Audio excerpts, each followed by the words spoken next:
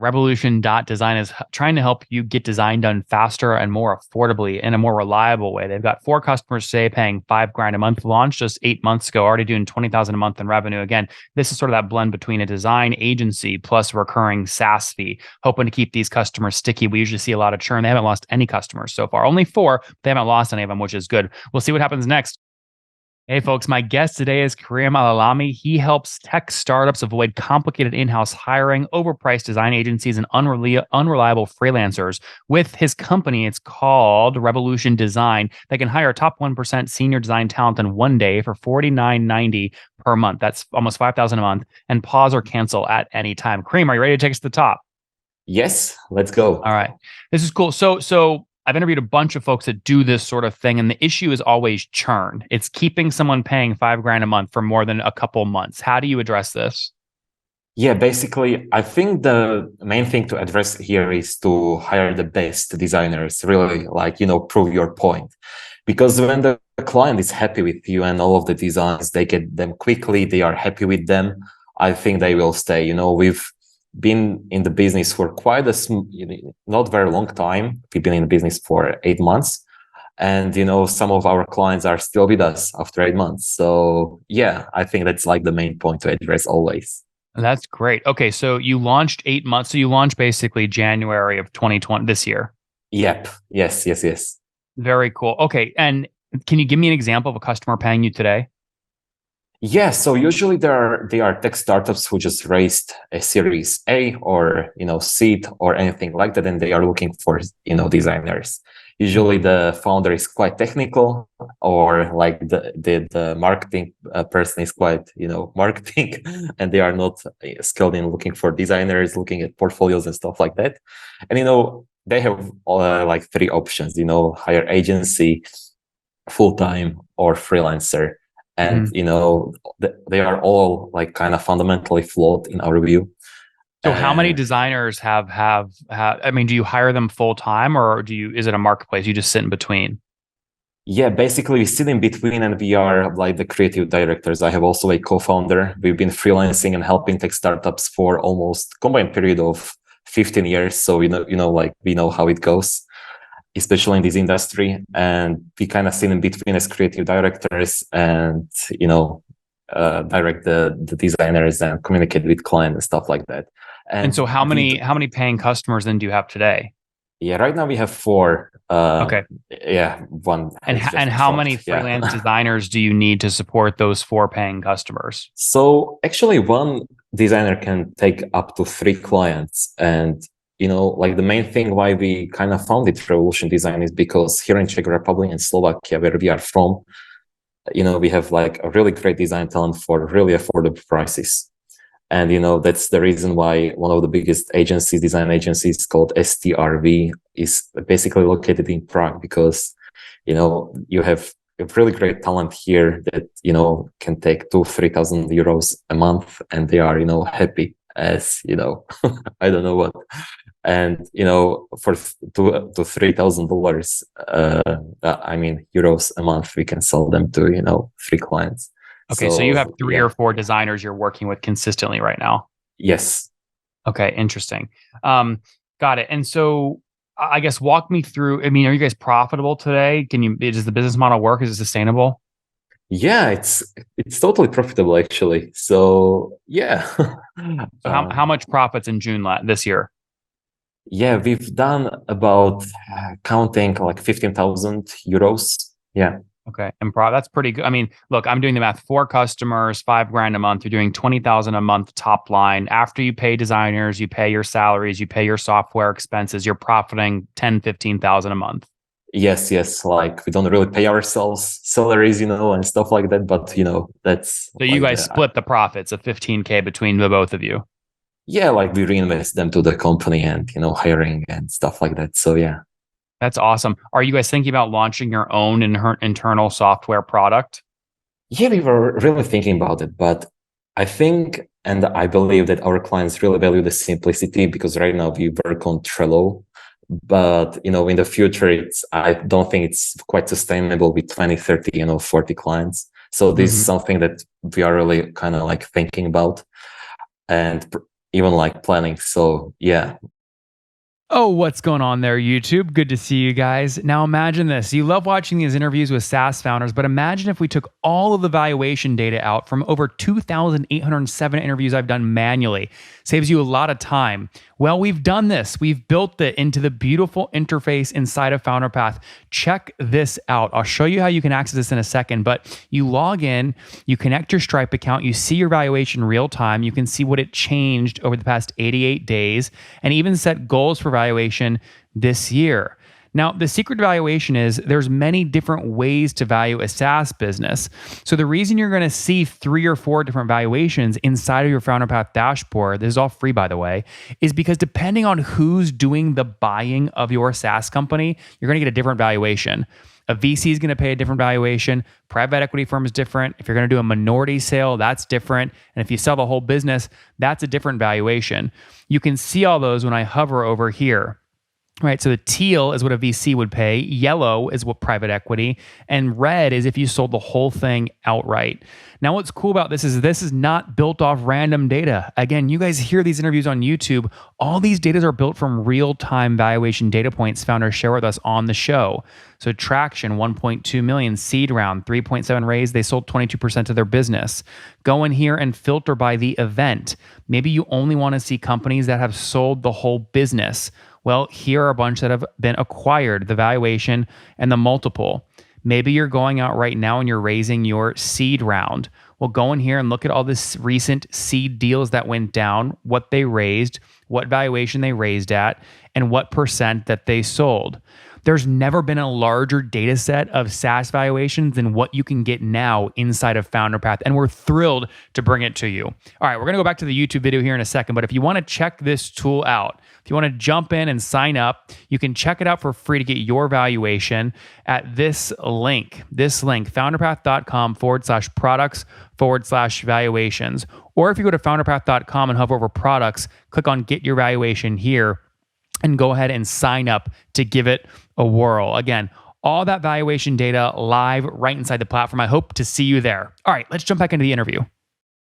That makes sense. How did you get the first 4 customers? Talk to me about the sales process. Yeah, absolutely. Basically, they were all inbound clients or leads, as we didn't do any cold outreach or anything like that.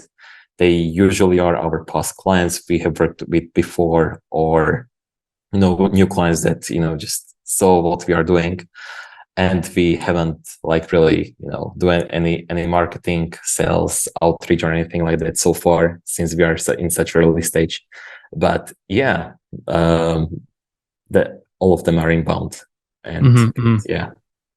Well, I mean, how people say all of them are inbound, but inbound doesn't just happen, right? If you launch a site in the middle of the forest and make no noise, no one's ever going to find it. So you must have done something to get people to find you. Oh no, absolutely, yeah. We just put out one LinkedIn post that we are launching this new business. Me and my co-founder have worked with hundreds of clients before. We have all of them in our connections. We emailed some of them, and yeah, basically, some of them converted.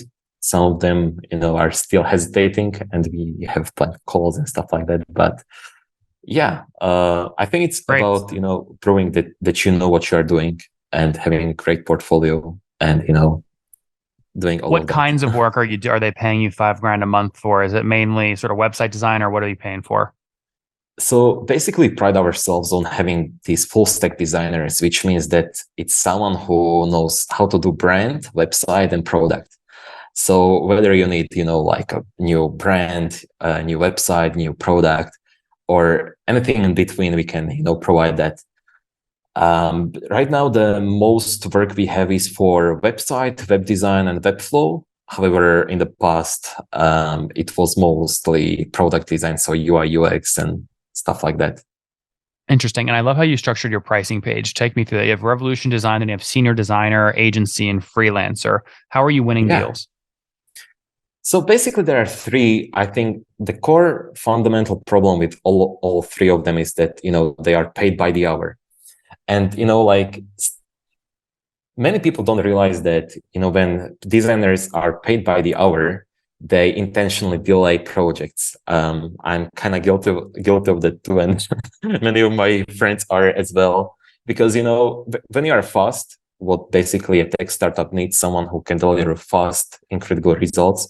You get paid the least, and when you are slow, you get paid more. So I think that's like the core fundamental problem with all of them. However, like these three solutions, the agency, freelancer, and the full-time designer, so for example, hiring a full-time designer usually takes up to 41 days and usually costs between $120,000-$160,000 a year in New York, San Francisco, basically where my clients are from. And you get the benefit of working with them on the day-to-day basis. They get to know your brand and stuff like that. Agency usually costs between $50,000 to $100,000 a project, and usually that's not very feasible at the start. And finding a great one is quite hard also, but not as hard as hiring or finding a really great freelancer, because hiring a great freelancer, which is like the golden middle between agency and full-time designer, is like searching for a needle in a haystack, because you never know what the way we found our design agency is we started off on Dribbble and Behance, and we hired for one project, and then we realized the person that we were using is part of an agency, and then before you know it, we grew it to the agency program. Are you guys using Dribbble and Behance for your top of funnel? Will you do one-off projects on those sites to land a larger customer? Actually, my co-founder, he has been designing for almost 11 years or 10 years, and he had all of his projects from Dribbble. I never got on Dribbble or Behance or anything like that. So have you gotten a customer from Dribbble or no? No. Actually, so it's not working for you. Actually, yeah, we had one. Actually, it was this Web3 wallet called Koala Wallet. Eucalyptus Labs, they saw my co-founder's portfolio. Dribbble and Behance does work for you for top of funnel. I'm trying to pull lessons for the audience. If you're trying to do the same thing, get on Dribbble Behance. The second thing you do on your website is you offer a website audit for $495 at your top of funnel. I imagine it's a tripwire product here. How many of these have you done? Yeah, we've done about like 2-3 of them so far. Yeah, one of them converted, so it was like 33%. But yeah, not in a scaling way. We are not scaling right now, so yeah. So what's your goal for the end of the year? How much revenue are you hoping for this year? Oh, we definitely want to hit the 20 clients, $100,000 a month. That would be very low in the first. That's a lot of growth. That's like 5x growth from where you're at today. Yeah, I mean, we are not at the end of even like the first year, and we haven't even done any outreach and stuff like that. So yeah, quite exciting. All right, we'll see what happens. We'll see what happens, Kerim. In the meantime, here, let's wrap up with the famous 5. Number 1, your favorite book. Yeah, that has to be The Great CEO Within by Matt Mochary. Number 2, is there a CEO you're following or studying? Elon Musk, probably. Yeah. Number 3, what's your favorite online tool for building revolution design? Figma and Webflow. Yeah. Number 4, how many hours of sleep do you get every night? Oh, like 6-5. And what's your situation? Married, single, kid? Yeah, I have a girlfriend, long-term girlfriend. Yeah. Okay, so no kids? Yeah, fortunately. And how old are you, Kerim? I'm 22. 22. Last question. Something you wish you knew 2 years ago when you were 20. I mean, be more ambitious, probably. Take on more risks, I would say. Yeah. Guys, there you have it. Revolution.design is trying to help you get design done faster and more affordably in a more reliable way. They've got 4 customers today paying $5,000 a month, launched just 8 months ago, already doing $20,000 a month in revenue. Again, this is sort of that blend between a design agency plus a recurring SaaS fee, hoping to keep these customers sticky. We usually see a lot of churn. They haven't lost any customers so far. Only 4. They haven't lost any of them, which is good. We'll see what happens next. Kerim, thanks for taking us to the top. Yeah, thanks.